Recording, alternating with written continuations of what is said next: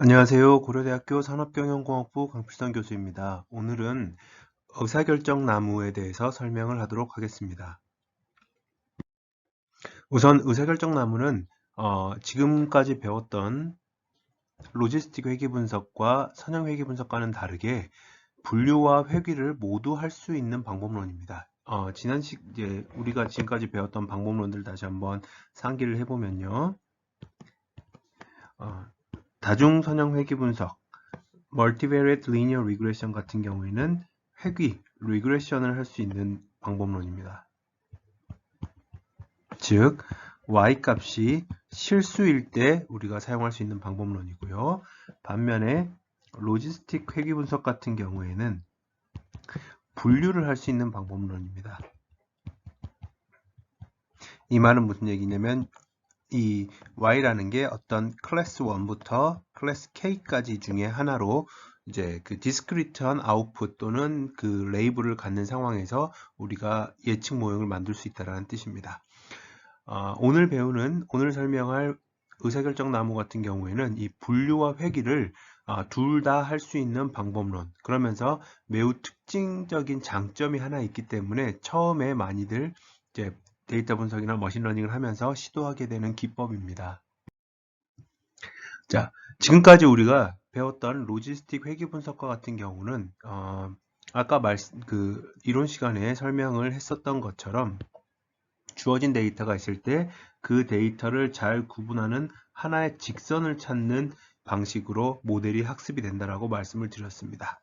그런데 이 로지스틱 회귀 분석 말고도 굉장히 다양한 알고리즘들, 분류에 관련된 알고리즘들이 존재를 하는데 이 알고리즘들을 여러 개를 알아야 되는 이유가 뭐냐면 이 공짜 점심은 없다라는 표현을 쓰기도 하는데 어떠한 단일 분류기도 다른 분류기들에 비해서 모든 경우에 항상 우월하다라는 결론을 내릴 수가 없기 때문입니다. 그래서 이 데이터와 문제와 상황에 따라서 최적의 알고리즘이 달라질 수 있다는 뜻이거든요. 여기서 있는 이 데이터를 다시 한번 같이 보자면 지금 현재 보고 있는 데이터들은 전부 같은 형태의 데이터입니다. SVM 같은 경우에 약간 달라 보이는데 이게 X, Y 축이 좀 달라서 그렇지 5가지의 알고리즘이 적용된 데이터셋이 동일한 데이터셋인데 지금까지 배웠던 로지스틱 회귀 분석은 선형으로 분류를 하게 되겠고요. 의사결정 나무 같은 경우 오늘 배우게 될 의사결정 나무는 빨간색과 파란색을 이러한 어떤 그 수직인 선들의 조합으로서 분류를 하게 되고 랜덤 포레스트는 매우 복잡한 경계면을 가지고 있고 SVM은 이번 학기에는 다루진 않습니다만은 어찌됐든지 간에 이 경계면을 좀 이제 만들어내는 걸 볼 수가 있고요.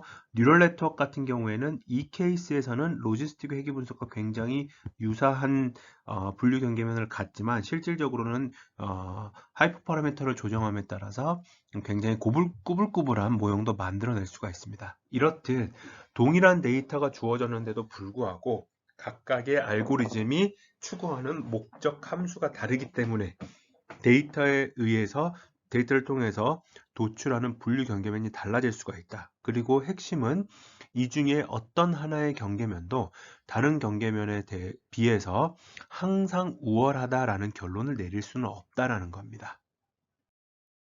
자, 그래서 이제 우리는 클래시피케이션 트리, 분류 모형부터 같이 시작을 해보도록 하겠습니다. 목적은 뭐냐면 어떤 이제 그 변수들의 조합들을 이용을 해서 여기에 대해서 분류를 하고자 하는 규칙을 만드는 건데 이 아웃풋 모델 자체가 set of rules 해서 규칙의 집합이 되고요. 그 규칙의 집합을 한 번에 표현을 하면 여기서 보시는 것처럼 이거를 트리라고 표현을 합니다. 그래서 의사결정 나무 클래시피케이션 트리를 만들면 최종적인 결과물이 뭐가 됩니까? 라는 거에 대해서 이 트리가 만들어지는 것이죠. 그러면 여기에 대해서 용어를 한번 같이 살펴볼게요. 여기에 있는 이 위에 있는 이 각각을 이 네모들을 노드라고 부릅니다. 그런데 가장 위에 시작점이 되는 노드를 루트 노드라고 부릅니다. 뿌리 노드라고 부르는데 그래서 원래 나무는 이렇게 생겨 있으면 그림은 너무 못 그려서 죄송합니다만은 여기가 이제 루트죠. 근데 나무를 이렇게 거꾸로 이제 180도 뒤집어 놨다라고 생각을 하면 되겠습니다. 그리고 제일 밑에 있는 요 노드는 뭐가 되냐면 그래서 리프 노드가 됩니다. 제일 밑에 루트가 있고 제일 끝에 이제 이파리가 있어서 리프가 이렇게 있을 텐데 이걸 이제 뒤집어 놓은 거죠. 그리고 이 각각의 노드들에 대해서 화살표로 연결된 건 뭐냐면 화살표가 시작되는 것을 무엇이라고 부르냐면 페런트 노드라고 부릅니다. 부모 노드라고 부르고요. 요 부모 노드를 통해서 갈라지는 노드들을 차일드 노드라고 부릅니다. 자식 노드라고 부르지요. 요 노드 안에 의미하는 바가 뭐냐면 데이터가 포함이 되어 있습니다. 그러니까 공간상에서 보면 페런트 노드는 전체 데이터를 모두 아우르는 이 전체 공간이 되겠고요. 리프 노드 같은 경우에는 이 공간들이 계속적으로 이제 분할이 돼서 나오는 결과물이라고 보시면 되겠습니다. 그래서 parent 노드에서 child 노드를 만들어낸다라는 얘기는 어떤 한 영역을 구분을 해서 2개 이상의 영역으로 쪼갠다라는 얘기입니다. 그러니까 다시 말하면 만약에 우리가 데이터가 이렇게 있다라고 해볼게요. 여기에 빨간색들이 있고 파란색들이 이렇게 있을 때 이걸 잘 구분하기 위해서 우리가 어떤 이러한 선을 이렇게 그었다라고 생각을 해보겠습니다. 그러면 구분되기 전이 바로 페런트 노드가 되는 것이고 구분되고 난 후에 이 양쪽에 해당하는 영역들이 2개의 차일드 노드가 되는 것입니다. 그렇기 때문에 그러면 정의에 의하면 루트 노드는 차일드 노드만 있고 페런트 노드가 없는 노드가 되는 것이고요. 리프 노드는 페런트 노드만 있고 차일드 노드가 없는 상황이 되는 겁니다. 이걸 어떻게 만들어 갈지에 대한 알고리즘은 뒤에서 설명을 드리고요. 우선 이 방법론, 알고리즘에 대한 해석부터 한번 해볼게요. 이걸 왜 이제 사람들이 초반에 많이 이제 그 데이터 분석을 하면서 선호하느냐?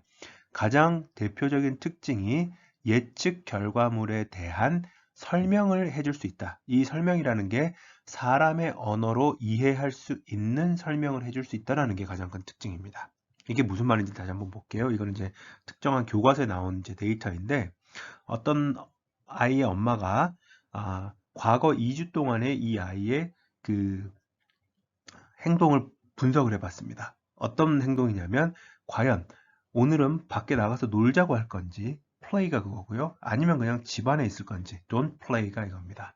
과거 2주 동안을 가지고 한번 관찰을 해봤더니 14일 중에서 9일은 나가 놀자라고 얘기를 했고요. 5일은 그냥 집안에 조용히 가만히 있었습니다. 이거를 결정하는 요인이 무엇일까를 생각을 해봤더니 날씨였을 것이다. 그래서 날씨를 찾아서 확인을 해봤더니 맑은 날과 흐린 날과 비 오는 날 세 가지 경우에 대해서 맑은 날이 총 5건 있었고요. 흐린 날이 4건 있었고 비가 오는 날이 5건 있었는데 흐린 날은 무조건 나가 놀았습니다. 그러면 이런 상황이 이제 발생을 했고요. 또 맑은 날 기준으로 봤을 때 또 습도를 또 한번 살펴봤더니 습도가 70% 이하인 쾌적한 날은 나가 놀자라고 전부 그랬고요. 이틀이 있었는데 70%보다 높은 약간 꿉꿉한 날에는 나가 놀지 않는다라고 얘기를 했습니다. 비가 오는 날을 한번 살펴보면 이번에는 바람이 부느냐 아니냐가 나가 노는지 아닌지에 영향을 미쳤습니다. 바람이 불었을 때는 나가 놀지 않았고요. 2번 다. 비가 오지만 바람이 불지 않은 날이 3일이 있었는데 그때는 전부 나가 놀자라고 얘기를 했습니다. 그러면 이러한 이제 의사결정나무를 가지고 전날 뉴스를 보다가 이제 이렇게 얘기를 하죠. 혼잣말로 내일은 또 저 녀석이 나가 놀자고 조르겠는데 라고 하면 이제 옆에 있던 아빠가 물어봅니다. 왜 그렇게 생각해? 라고 했을 때 봐봐 내가 말이야 과거 2주 동안의 데이터를 가지고 살펴봤더니 내일은 비가 온대. 여기까지 이렇게 갑니다. 근데 비는 오지만 바람은 안 분대. 그런 상황에서는 지난 2주 동안 3일이 거기에 해당하는데 모두 다 나가 놀았으니까 내일도 나가 놀자고 할 거야. 또는 내일은 나가 놀지 않겠는데 어떤 날은 또 그렇게 얘기를 합니다. 그럼 또 물어보죠. 왜 그렇게 생각하는데? 그러면 봐봐. 내일은 맑겠대. 그런데 습도가 되게 높네? 그러면 그런 날은 안 나가 놀았으니까 내일도 얘는 그냥 밖에 나가 놀지 않고 집에 있을 거야. 이렇게 얘기를 해줄 수 있다는 얘기죠. 나가서 놀 것이다, 놀지 않을 것이다를 예상하는 것에 더해서 거기에 대해서 왜라는 질문에 대답을 해줄 수 있는 일련의 규칙들, 그래서 a set of rules라고 표현을 하죠. 일련의 규칙들을 제공해 줄 수 있기 때문에 의사결정 나무가 처음에 이제 머신러닝을 이제 시도할 때 가장 먼저 고려되는 대안이기도 합니다. 이게 왜 중요한 특징이냐면 이제 뒤로 갈수록 여러분들이 배우시는 방법론들은 왜라는 질문에 대답을 못 해주는 경우가 많습니다. 여기서 오해하지 말아야 될 거는 왜라는 질문에 대답을 못한다는 얘기는 사람의 언어로 대답을 못하는 것이지 수학적인 포뮬레이션은 이미 갖춰져 있습니다. 잘 아는 알파고로 한번 예시를 들어볼게요. 알파고가 바둑을 두다가 갑자기 이번 내 차례에 어딘가에다가 이제 바둑판이 이렇게 바둑판이 있으면요. 이 중에서 제가 이제 흰 돌인데, 아니 검은 돌인데 갑자기 저한테 여기다 놓으래요. 그러면 제가 물어보죠. 왜 내가 여기다 놔야 되냐? 물어봤을 때 알파고가 내어줄 수 있는 대답은 뭐냐면 여기에다 두었을 때 당신이 이 게임에서 질 확률이 가장 낮아집니다. 라는 겁니다. 어떤 기보라든지 이 주변 상황을 가지고 설명을 하는 게 아니라 이렇게 두면 그냥 네가 이겨 라는 거거든요. 이거는 매우 만족스러운, 물론 이제 궁극적으로 바둑 시합의 목적은 이기는 거기 때문에 목적을 달성할 수는 있겠지만 거기에 대해서 본능적인 궁금점인 왜라는 why라는 질문에 대해서 대답을 못 해주는 상황이 발생을 합니다. 그러나 의사결정 나무는 그걸 제공해 줄 수 있기 때문에 매우 이제 머신러닝을 잘 모르는 사람들한테도 거부감 없이 받아들여지는 경우가 많습니다. 자, 그래서 다시 한번 정리를 할게요. 용어들을 이제 나무에서 실제로 많이 따는데 parent 노드는 스플릿 하기 전, 분기하기 전 노드를 의미를 하고요. child 노드는 스플릿 된 후의 노드를 얘기를 합니다.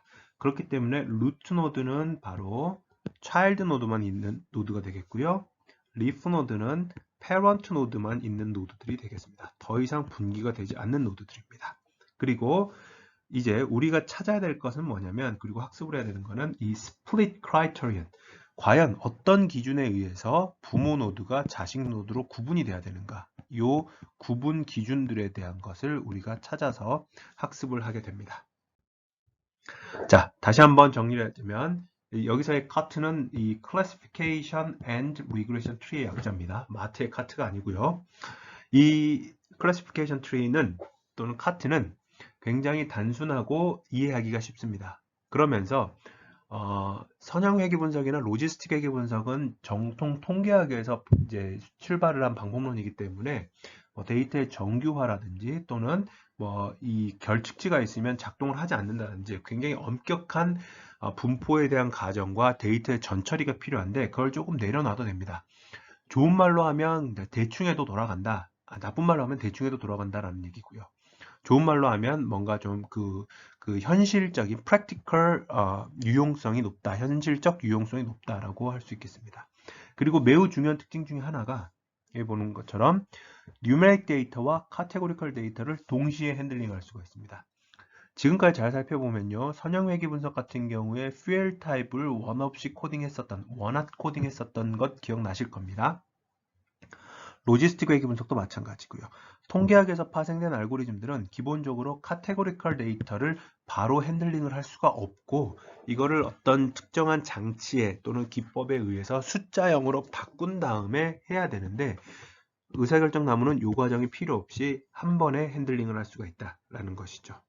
그리고 이 의사결정 나무 카트를 학습시키는 그 전에 여러분들이 만약에 다른 곳에서 이런 용어들을 보시면 그러니까 완벽하게 똑같진 않지만 비슷한 계열의 알고리즘입니다. 첫 번째, 카이드라고 하는 게 있는데요.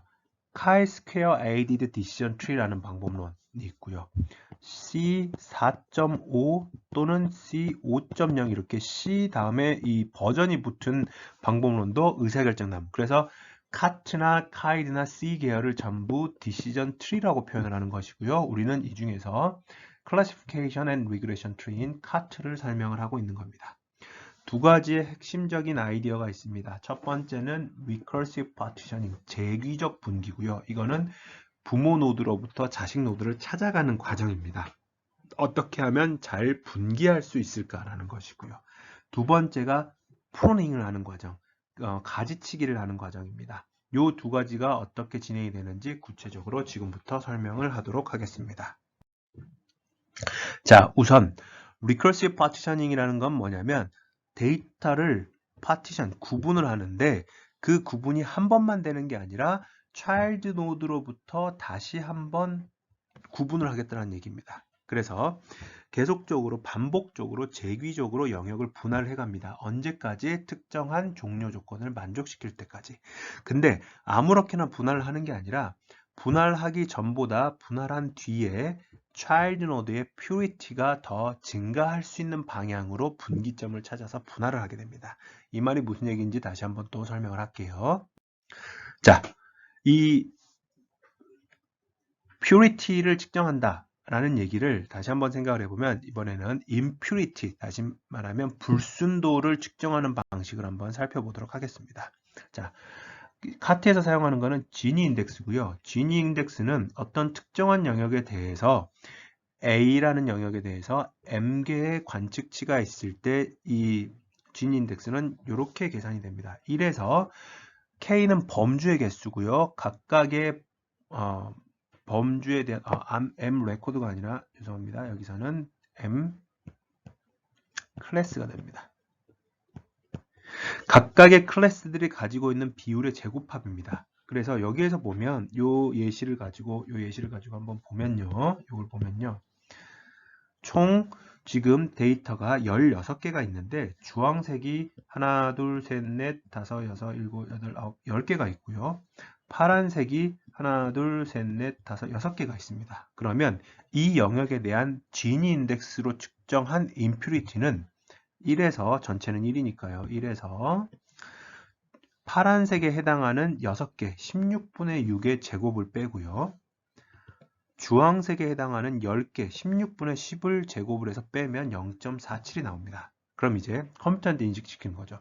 이러한 데이터 분포가 있는 초록색 사각형의 impurity는 지니 인덱스 기준으로 봤을 때 얼마입니까? 라는 질문에 대해서 0.47이요. 이렇게 대답을 하는 겁니다. 이 지니 인덱스의 특징은 한 영역이 전부 같은 범주만 있을 때는 당연히 1 빼기 1분의 1의 제곱 빼기 1분의 0의 제곱이니까 0이 나오겠죠. 그리고 이 값이 가장 클 때는 각각의 범주들이 균등하게 섞여 있을 때입니다. 그래서 바이너리 클래시피케이션 같은 경우에는 1에서 절반의 범주 또 절반의 범주를 계산을 하면 0.5가 됩니다. 여기서 나오는 것처럼요. 그래서 지금 이 상황에서는 0.47은 0.5에 되게 가깝기 때문에 거의 이제 그 불순도가 가장 높은 축에 속한다라고 볼 수 있겠습니다. 자, 그러면 만약에 우리가 이 원래 지금 가지고 있는 공간을 두 개의 공간으로 분할을 해본다라고 하겠습니다. 이게 바로 전체 초록색 영역이 parent 노드이고요. 위아래로 나뉜 영역이 child 노드가 되는 상황입니다. 이랬을 때 지니 인덱스는 지금 보시는 이 식과 같이 계산을 하게 되는데 되게 복잡해 보이는데 결국 이게 뭐냐면요. 각각의 영역에 대해서 지니 인덱스를 따로 계산을 한 다음에 각 영역이 가지고 있는 객체 수를 이용해서 가중합을 하라는 뜻입니다. 위쪽에는 여기서 보시면 주황색이 7개가 있고요. 그 다음에 파란색이 하나가 있습니다. 전체가 8개가 있기 때문에 이 RI라는 값이 0.5, 지금 0.5로 나뉘는 것이고요. 아래쪽에는 주황색이 3개가 있고 파란색이 5개가 있는 겁니다. 이걸 따로따로 계산을 각각의 영역에 대한 지니 인덱스를 계산을 해서 위아래에 8개씩 배포가 되어 있기 때문에 이제 분포하기 때문에 전체 영역의 50%씩 분포하고 있다라는 이 가중치를 이용을 하게 되면 결국은 값이 0.34가 나옵니다. 그러면 여기서 이제 우리가 질문을 할 수 있는 건 뭐냐면요.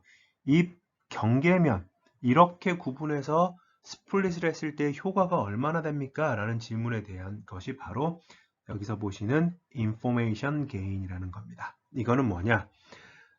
분기하기 전에 우리가 가지고 있었던 지니 인덱스의 값은 앞장에서 0.47이었습니다. 그리고 분기를 하고 났더니 지니 인덱스 불순도가 0.34가 되었습니다. 얼마만큼 줄었지요? 여기서 보는 것처럼 0.13만큼 줄었죠. 요 0.13이 바로 요 분류 경계 스플릿하는 기준값의 효과라고 정량적인 효과라고 이제 우리가 답을 하는 겁니다. 그러면 우리는 이 인포메이션 게인이 큰 스플릿을 찾아야 될까요? 작은 스플릿을 찾아야 될까요? 당연히 같은 값이면 인포메이션 게인이 가장 큰 스플릿을 찾아서 스플릿 기준을 찾아서 영역을 분할해서 하나의 패런트 노드를 2개 이상의 차일드 노드로 구분하는 것입니다.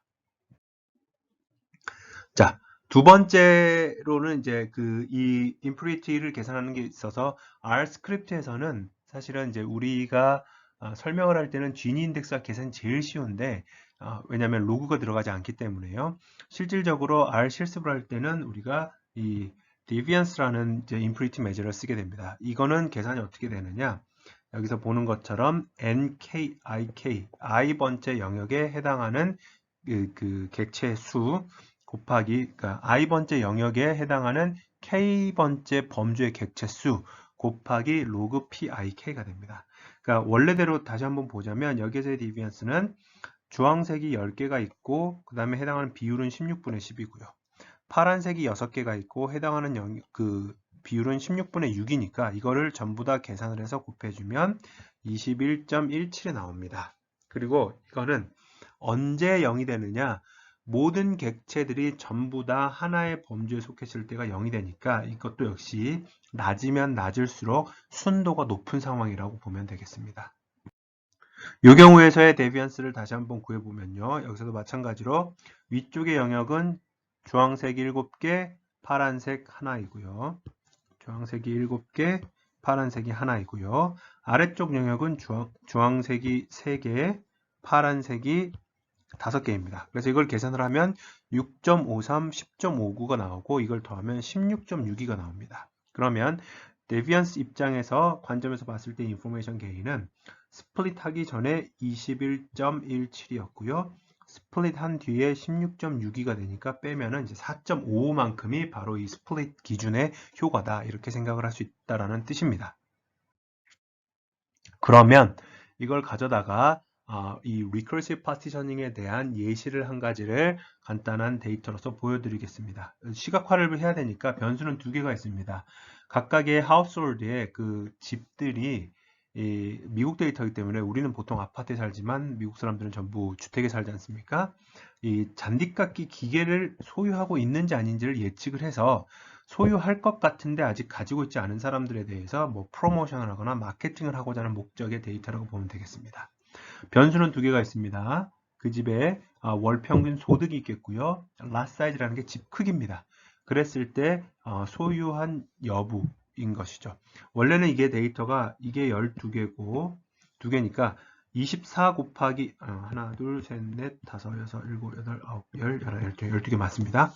24 곱하기 3차원의 데이터로 표현이 돼야 되는데 이 분량이 이 슬라이드의 그 길이가 가로 길이, 세로 길이가 짧기 때문에 이 부분이 원래는 이렇게 원래 데이터는 이렇게 밑으로 이어져 있는 상황이라고 보면 쉬울 것 같습니다. 그러면 이게 이제 실제 데이터를 2차원상에다 그려본 거예요. 그러면 여기에 대해서 여러분들한테 이제 질문하고자 하는 바는 눈으로 한번 감으로 한번 맞춰보세요. 하나의 선을 그어야 됩니다. 근데 여기서의 핵심은 특정 축에 반드시 수직이어야 됩니다. 이게 의사결정나무가 갖는 굉장히 큰 알고리즘적인 특징이고요. 이 특징 때문에 설명력을 확보할 수가 있습니다. 이게 무슨 말이냐면 여러분들은 대안을 그으세요라고 했을 때 뭐 이렇게 그어봐도 되고요. 이렇게 그어봐도 됩니다. 그런데 대각선으로 이렇게 긋는 건 안 된다라는 뜻입니다. 그래서 이걸 이제 없애볼게요. 그러면 여러분들이 뭐 여러 가지 색깔들에 해당하는 대안들을 막 이렇게 그려볼 수가 있겠죠. 막 이렇게 그립니다. 이 중에서 어떤 대안을 가지고 이 원래 영역을 구분을 해야지만이 흰색과 검정색을 가장 잘 구분할 수 있을까? 나름대로 100% 구분은 안 되지만 나름대로 잘 구분할 수 있을까라는 질문에 답을 하고 싶은 겁니다. 다시 말하면 분기하기 전보다 분기한 뒤에 불순도가 낮아져서 그 분기점으로 인한 information gain, 정보 획득이 가장 큰 것을 찾고 싶어 하는 것이죠. 이걸 하기 위해서 우리는 이제 실제로는 어떻게 작업을 하냐면 하나의 변수에 대해서 이제 다시 다 지울게요. 하나의 변수에 대해서 정렬을 시킵니다. 하나의 변수에 대해서. 여기선 지금 우리는 lot 사이즈를 기준으로 했습니다. 질문이 하나 나올 수가 있습니다. income부터 하면 안 됩니까? 됩니다. 어차피 모든 경우의 수를 다 따질 겁니다. 자, lot 사이즈를 기준으로 가장 작은 값부터 가장 큰 값까지 이렇게 정렬을 시켰습니다. 그 다음에 이제 우리는 어떠한 이 스플릿 포인트가 인포메이션 게인이 가장 클지를 모르니까 사실은 모든 경우의 수를 다 해보는 겁니다. 이 말이 무슨 얘기냐면요. lot 사이즈를 기준으로 보면 이렇게도 스플릿을 해볼 수가 있고요. 두 번째, 세 번째 쭉 해서 24개의 데이터 포인트가 있으니까 값들의 중복이 없다. 여기서는 사실 중복이 여기서 보이긴 합니다만은 중복이 없다는 가정하에서 스플릿을 해낼 수 있는 모든 경우의 수는 23개입니다. 이걸 lot 사이즈에 대해서도 해야 되고 인컴에 대해서도 해야 되니까 2 곱하기 24 해서 46가지의 경우의 수를 다 따져봐야지만이 첫 번째 최적의 스플릿 포인트가 어딘지를 알아낼 수가 있습니다. 자, 지울게요. 자, 그러면 이제 원래대로 돌아와서 이제 하나만 해보겠습니다. 여기서 이렇게 구분을 하면 스플릿 포인트는 14.0과 14.8 사이의 중간값이기 때문에 14.4입니다. 그러면 이제 우리는 영역을 lot 사이즈가 14.4보다 작은 영역과 14.4보다 큰 영역으로 나눕니다. 이렇기 때문에 설명력이 만들어지는 거예요. 설명을 해낼 수가 있는 겁니다. 이 영역의 의미는 뭡니까? lot 사이즈는 14보다 작습니다. 14.4보다 작습니다. 이렇게 이제 대답을 할 수가 있는 거죠. 진 인덱스 기준으로 불순도를 계산을 해보면 전체 24개 가구 중에서 12가구는 소유자고요. 12가구는 소유하지 않은 가구이기 때문에 계산을 해보면 0.5가 나옵니다. 스플릿을 하면 이쪽 위에 있는 영역이 여기에 해당하는 24분의 1이 되겠고요. 아래에 있는 이 영역이 24분의 23이 됩니다. 한 명만 위에 있는 영역 중에서 한 명이 non-owner이기 때문에 1 빼기 1의 제곱 빼기 0, 1분의 0의 제곱이 되고요. 나머지 23명 중에서 12명이 오너이고 11명이 non-owner가 될 겁니다. 거기에 대한 가중합 24분의 1, 24분의 13 그려져 있는 거 보실 수가 있을 겁니다. 계산해보면 0.48입니다. 그러면 이 빨간색 이 기준점이 얼마만큼 효가 있습니까? 라는 질문의 대답이 0.02만큼 효가 있다라는 것이죠. 이걸 다 해봅니다. 하나씩 하나씩 내려가면서. 그랬을 때 우리가 가질 수 있는 첫 번째 분류 기준점이 이렇게 됩니다. 요 점이 되겠고요. 이 점은 어디가 되느냐면 바로 lot 사이즈 기준으로 19.0일 경우에 여기서 지금 초록색을 보여드리고 제가 다시 한번 그리면 이렇게 구분된 점을 기준으로 해서 위쪽 영역과 아래쪽 영역으로 구분을 한 게 첫 번째 스플릿입니다. 자, 이렇게 함으로써 분기가 한 번이 끝났습니다. 근데 아까 말씀드렸던 recursive partitioning, 재귀적 분기이기 때문에 지금 보면 위에쪽 영역에도 흰색과 검정색이 섞여 있고요. 아래쪽 영역에도 흰색과 검정색이 섞여 있습니다. 그렇기 때문에 한 번으로 끝나는 게 아니라 이렇게 분기가 된 결과물에 대해서 지금까지 설명했던 프로세스를 다시 태우는 겁니다. 트리 스트럭처는 이제 그 소프트웨어마다 다른데 여기서의 개념을 보면 자, 첫 번째 parent 노드가 있고요. 여기에 있는 변수는 무엇이냐면 스플릿에 사용된 변수 그리고 이거는 사용된 값입니다. 결국 lot 사이즈는 19를 기준으로 해서 관례상 왼쪽이 더 적은 값이니까 19보다 작은 케이스가 12건이 있었고요. 19보다 큰 케이스도 12건이 있었다는 얘기입니다. 지금 요 숫자는 지금은 무시하셔도 됩니다. 자, 이렇게 이제 만들어내는 거죠. 자, 두 번째 스플릿은 이제 위쪽과 아래쪽이 완벽하지 않았기 때문에 완벽하게 구분되지 않았기 때문에 다시 한번 재귀적 분기를 해야 되는데 여기서도 질문 위에서부터 해야 되나요? 아래서부터 해야 되나요? 아무 상관없습니다. 위를 먼저 해도 되고 아래를 나중에 해도 되고요. 또는 아래 영역을 먼저 해도 되고 위를 나중에 해도 됩니다. 어차피 다 할 거기 때문에 요 강의 자료에서는 아래 영역을 먼저 했고 그랬을 때 여기에 있는 이제 두 번째로는 인컴 변수를 기준으로 해서 스플릿이 되었습니다. 그게 바로 지금 보시는 84.0과 85.5 사이이고요.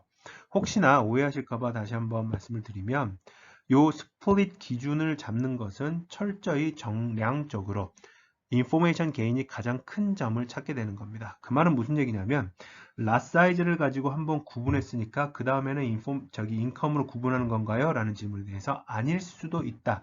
우연히 이렇게 된 거란 뜻입니다. 예를 한 가지를 보여드릴게요. 데이터가 이렇게 있는 상황을 한번 좀 극단적인 예시입니다.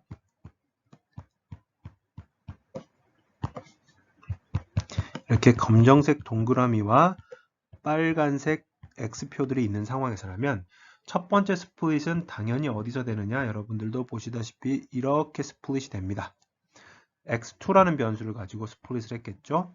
두 번째 스플릿은 어디서 될까요?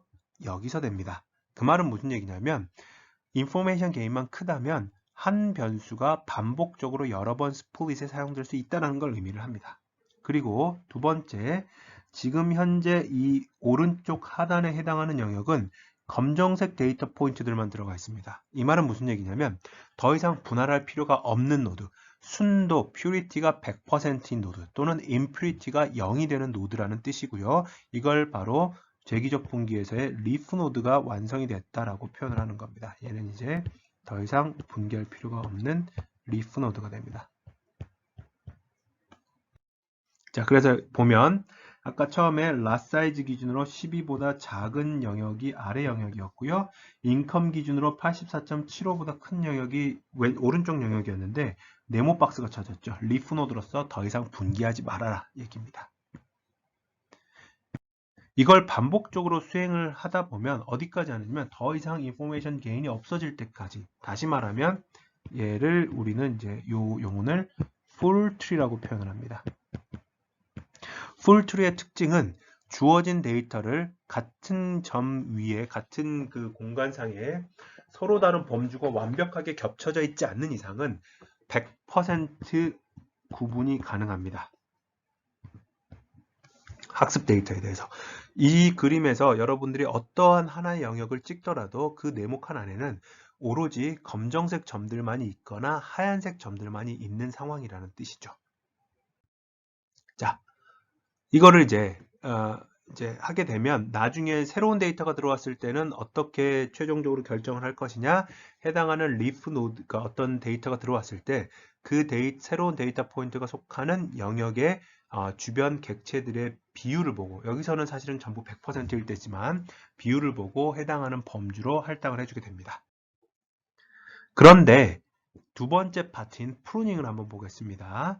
아까 보셨던 그 풀트리가 과연 좋은 것이냐라는 질문에 대해서 선형회귀 분석에서 한번 강조를 했지만 반드시 우리가 지속적으로 숙지해야 될 사항 중에 하나는 우리가 가진 데이터는 y라는 정답이 있으면 얘는 x라는 데이터의 함수로서 표현이 될 수도 있지만 그 다음에 항상 엡실론이라는 노이즈가 실제 데이터에선 끼어든다라고 했습니다.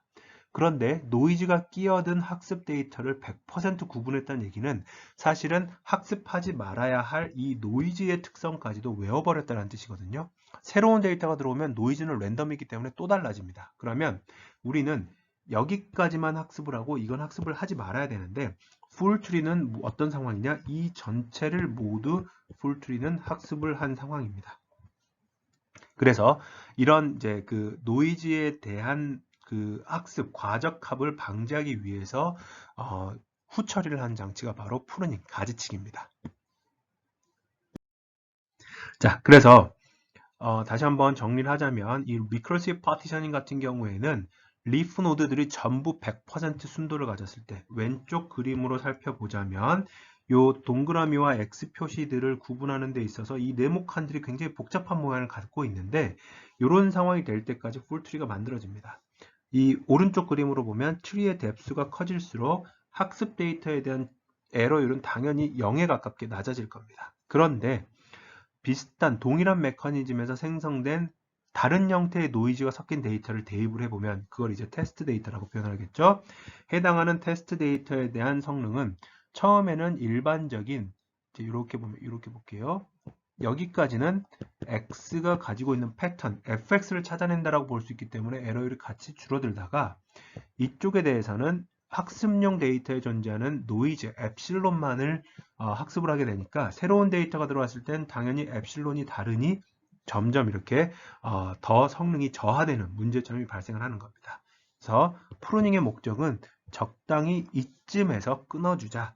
그래서 일반화 성능을 확보하자. 비록 학습 데이터에 대한 정확도가 100%가 되지 않더라도 테스트 데이터에 대해서 일정 수준 이상의 정확도를 확보해 주자라는 게 바로 프루닝의 목적입니다.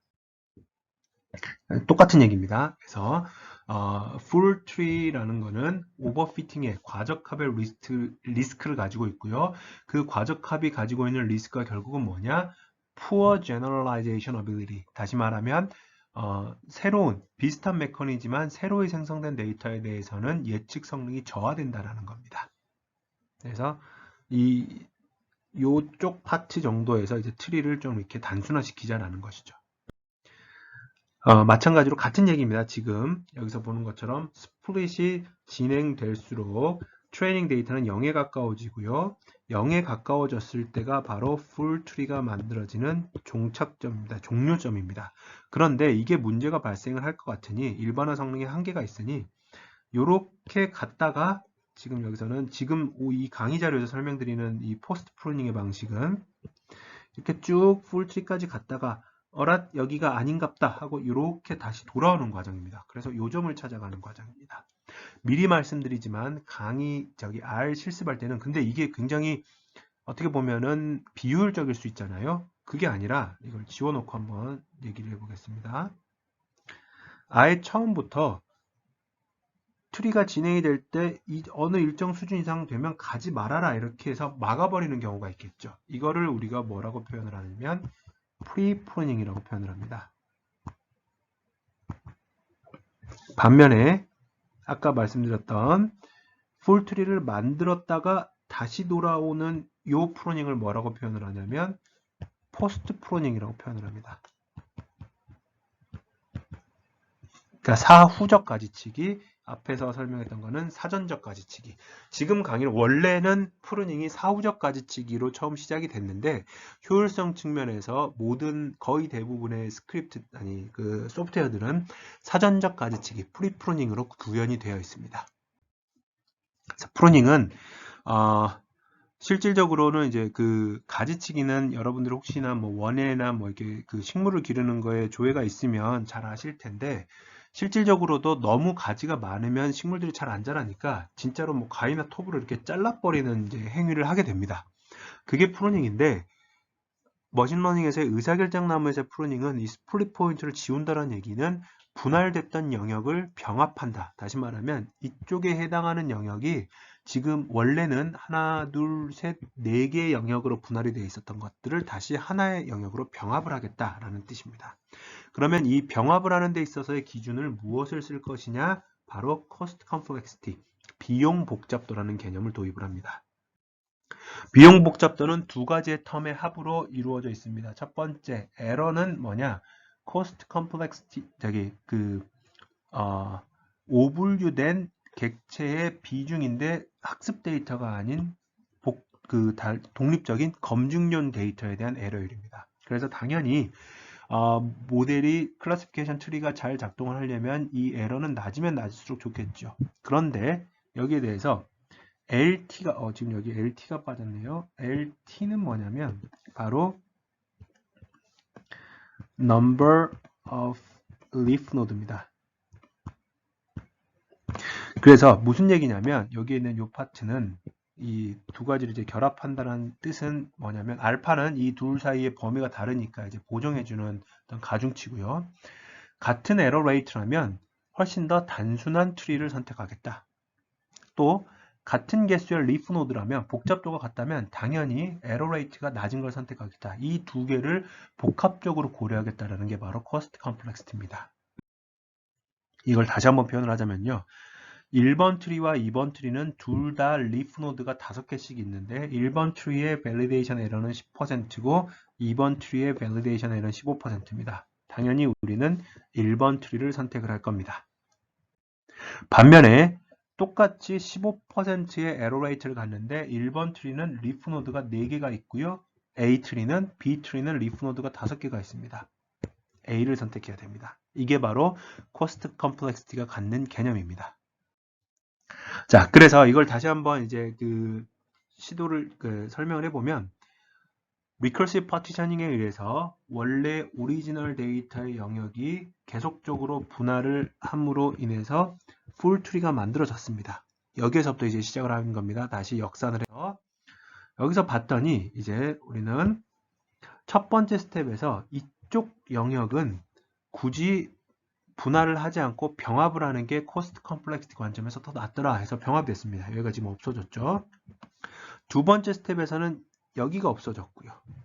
세 번째 스텝에서는 여기가 없어지고 네 번째 스텝에서는 여기가 없어지고 다섯 번째 스텝에서 여기가 없어졌습니다. 그리고 난 다음에 더 이상 프로닝이 되지 않습니다. 이걸 분류 경계면으로 보자면 왼쪽에 있는 게 풀 트리였는데 이게 프로닝이 된 다음에 이렇게 단순하게 바뀌었습니다. 그럼 특징은 뭐냐면 이 중에서 예를 들면 오른쪽 하단 말고 나머지 3개의 영역에 대해서는 검정색과 흰색이 섞여 있습니다. 그래도 괜찮다라는 뜻입니다.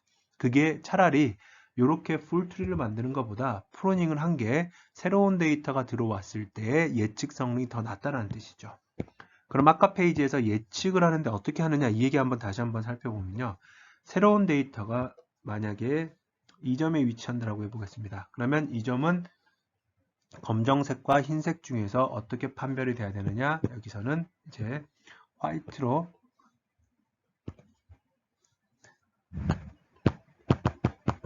할당이 되겠죠. 질문은 또 한 가지가 있습니다. 그러면 화이트일 가능성이 몇 %냐? 라면은 이 P 화이트일 확률이 얼마냐라고 하면 요 영역에 지금 객체가 3개가 있는데 그 중에 2개가 화이트니까 3분의 2다. 이렇게 답을 내어주는 것이고요. 반면에 여기에 새로운 데이터가 들어오면 여기에 대해서는 이 데이터는 P 화이트일 확률은 이거는 우선 이제 어떻게 의사결정이 되냐면 블랙으로 이제 의사결정이 되겠고요. 블랙일 확률은 전체가 하나, 둘, 셋, 넷, 다섯, 여섯, 일곱, 여덟, 9개 중에 8개니까 9분의 8 이렇게 이제 답을 내어준다는 겁니다.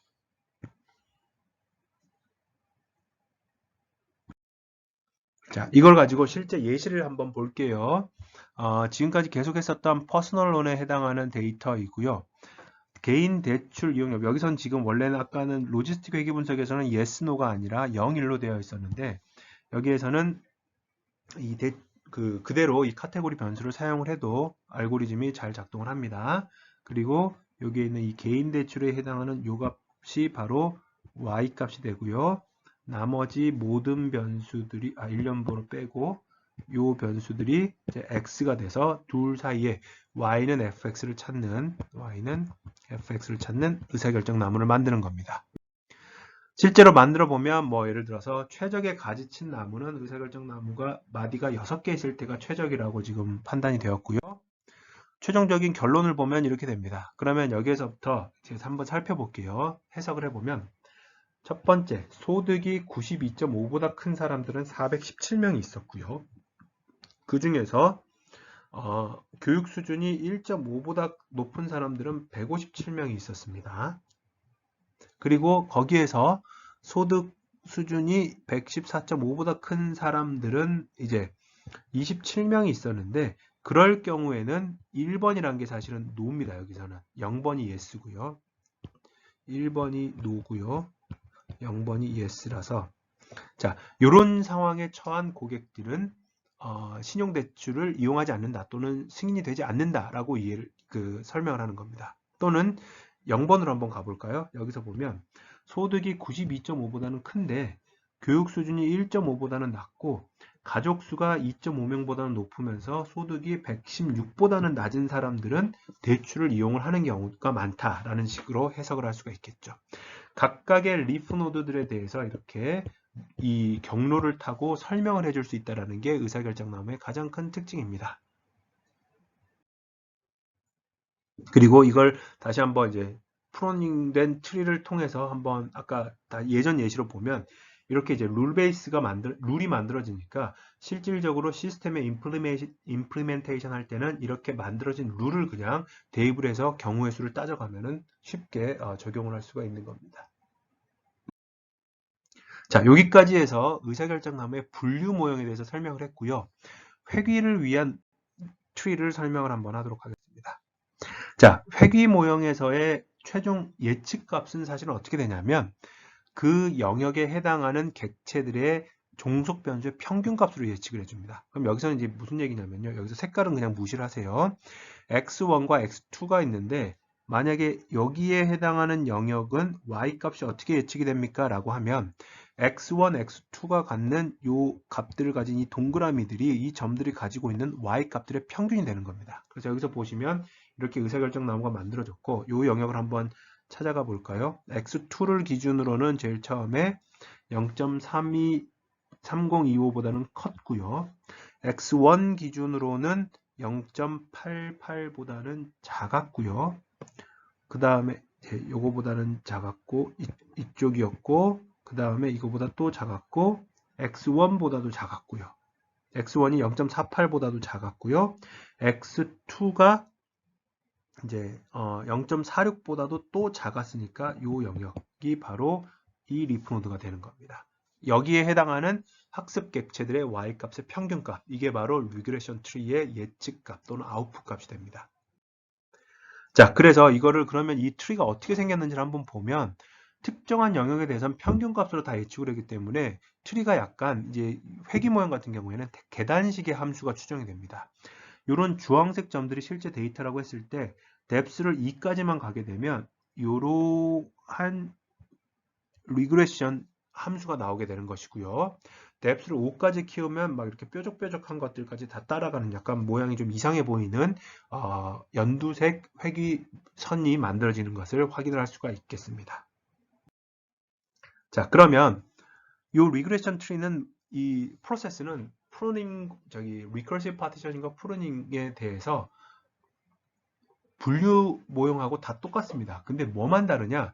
임퓨리티를 어떻게 계산할 것이냐만 다릅니다. 자, 여기에 대해서 한 가지 예시를 한번 들어볼게요. 어떤 데이터 영역이 있어서 x1을 기준으로 해서 10보다 작은 쪽 5개와 큰 쪽 5개로 영역을 나눴습니다. 그러면 여기에 있는 y 값들을 기준으로 봤을 때 얘는 추정되는 y 햇이 10이고요. 이쪽은 추정되는 y 햇이 20입니다. 분기되기 전에는 당연히 y 햇은 15였을 겁니다. 그 말은 무슨 얘기냐면 여기 상황에서 불순도는 이제 평균값에서 얼마나 멀리 떨어져 있느냐. 우리가 잘 알고 있는 sum of squared error, 제곱 오차, 제곱합을 이제 계산을 하게 됩니다. 그러면 각각의 데이터에 대해서 분기 전에는 이 모든 값들에 대해서 15하고의 차이를 계산해서 빼서 제곱합니다. 그러면 300이 나오고요. 분기 후에는 왼쪽은 10하고의 차이를 이제 계산을 하는 것이고요.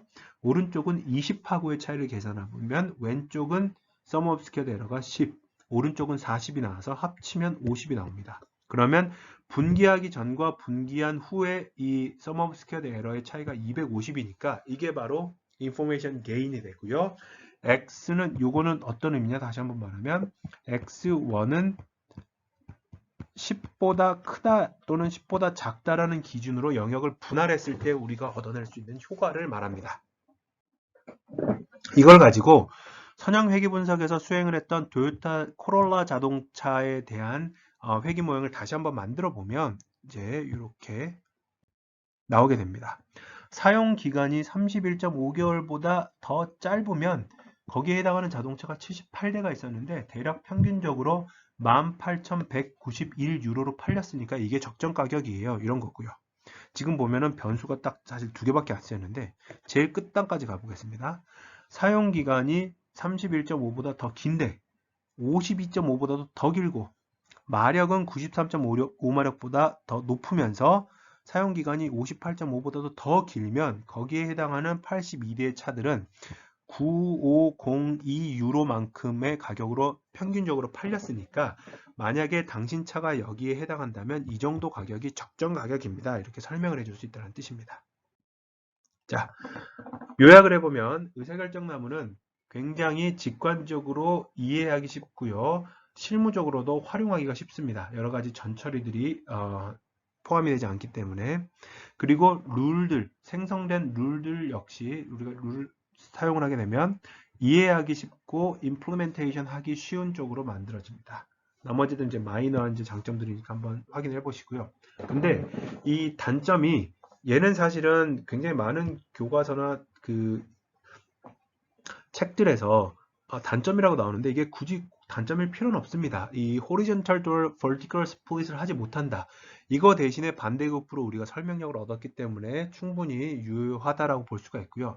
더 핵심은 뭐냐면 한 번에 하나씩의 변수만을 활용을 하기 때문에 변수 간의 인터랙션을 우리가 캡처할 수가 없게 되는 게 가장 큰 단점입니다. 그래서 한 번에 변수를 하나씩만 고려할 수 있다. 첫 번째 단점은 그림으로 보면 사실 이런 거거든요. 이 데이터 같은 경우에는 만약에 대각선으로 그을 수 있으면 한 번에 쭉 그을 수가 있는데 그게 아니라 항상 축의 수직으로 선을 그어야 돼서 이렇게 그어야 된다. 이게 꼭 단점이냐? 저는 개인적으로 그렇게 생각하진 않습니다만은 참고 삼아 알아두시면 되겠습니다. 설명력이 필요 없이 이걸 구분해야 된다. 그러면 여기에다가는 그냥 로지스틱 리그레션 쓰면 한 번에 선 하나 딱 그어가지고 분류할 수 있으니까 괜찮겠죠. 굳이 설명력이 필요하다면 이러한 방식을 사용해야 된다는 뜻입니다. 자, 여기까지 해서 의사결정나무에 대한 이론 설명을 마치도록 하겠습니다.